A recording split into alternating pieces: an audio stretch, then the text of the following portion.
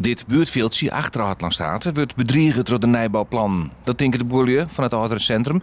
En daarom hebben ze de gemeente die vregen om op locatie te zien. Want dit is het enige stukje in Biergrien voor de wijk.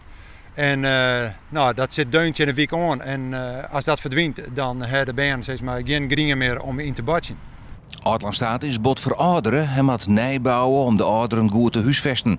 Hiervoor wil het centrum voor 40 miljoen investeren achter het bestaande gebouw. Maar de directie vindt dat het protest te betiid komt. Er worden op dit moment nog allerlei onderzoeken gedaan, zoals flora- en fauna-onderzoek en bodemonderzoek.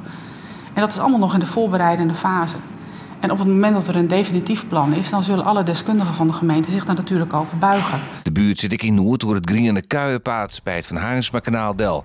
Want de ouderen appartementen krijgen vrij uitzicht door het wetter. Wij vinden natuurlijk dat het ouderijn een goede verzending heeft.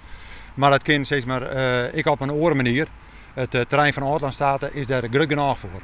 En omdat de buurt het net vertrouwt, wordt er goed op locatie praat. Maar de Rier van Ljouwert. Dat initiatief komt de directie van Hartlandstraat wat door het mat. Wij zijn niet benaderd. En we zijn dus ook niet gevraagd om een mening te geven of een toelichting te geven of om te komen. Dat maakt het wel heel erg lastig.